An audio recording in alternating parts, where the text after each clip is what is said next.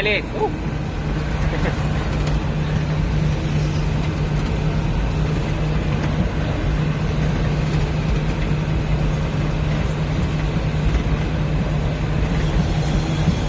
อ้อยู่หันเชี่ยว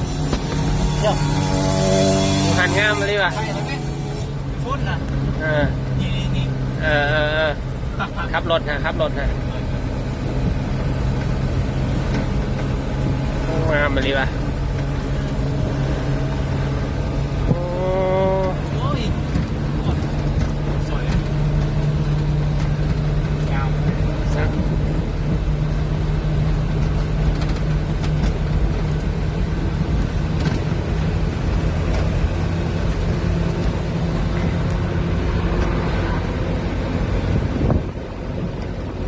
ใส่สมบูรณ์พี่น้องเอ้ยใส่สมบูรณ์นอนแล้วได้ยินเขาว่าใส่สมบูรณ์แม่เคยมา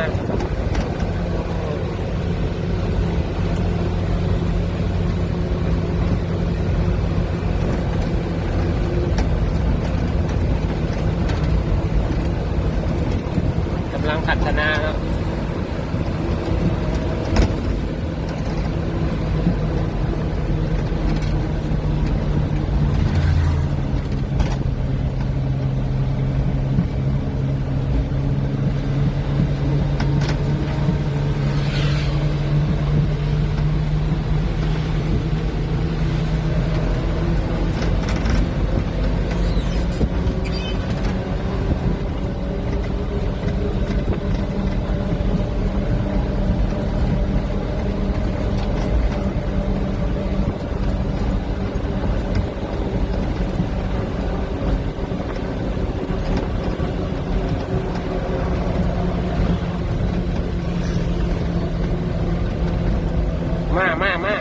มาเคยเห็น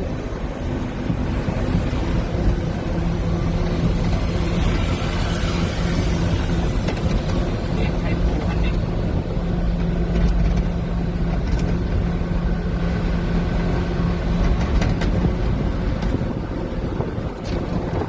ไปค่อยเลยใกล้ๆที่อ่าน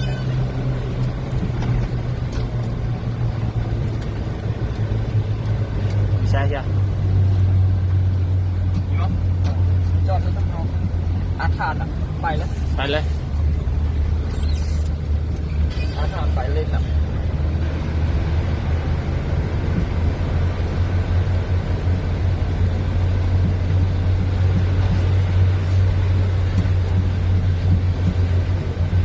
เนี่ยสาวขายเลขน่าหักจริงๆสาวขายเลขว้า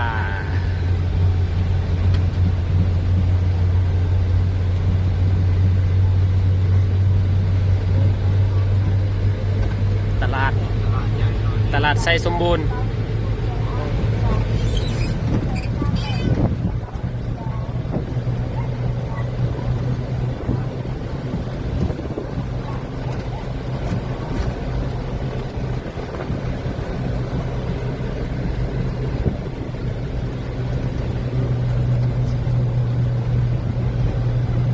โอ้ผู้สาวขายเลข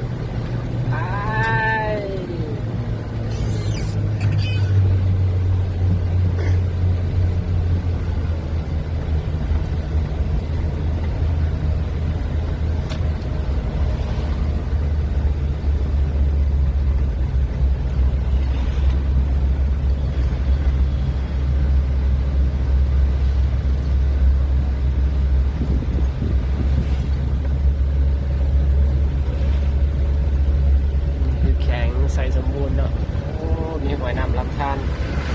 สะดวกสบายบ้านเมืองกำลังพัฒนาเนาะ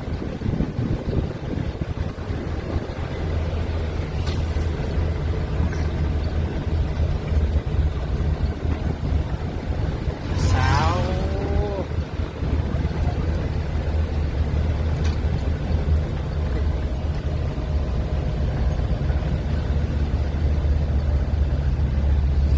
ฮอดแล้วลักเมืองเนาะแม่นบอกว่าอันนี้คือลักเยอะด้วย6 โมงแล้วอ่ะเสาเยอะด้วยก่อยดิน้ำเยอะ น้ำเยอะบนเมื่อย nằm chứ một người phải thấu chứ rồi โอ้ย đừng đi không ไหลใจมันย้ำมาข้างนี้นะสายไฟต่ có bị nè ำนี่รักเมืองเนาะมาหอดแล้วใส่สมบูรณ์ขอให้อยู่ดีมีแห้งนะเดินทาง thằng ปลอ đi ด ra ภัย cái khẩu nữa nhiều khẩu là bảo chắc nhiều là có เชียวไปผักก่อนเชียว hả บ้านผักอีใช้ bạn phạt nhang khải khương là cho họ bạn phạt hả กินข้าวอีใช้นี่วะ phải cái khẩu á lạc nói ma là nhang phải ba man lạc nước cho bạn phạt cả ọc luôn nhá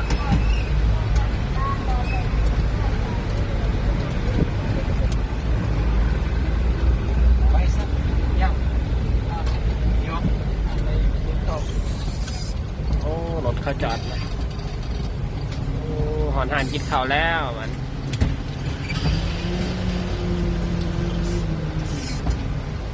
เล่มาแล้ว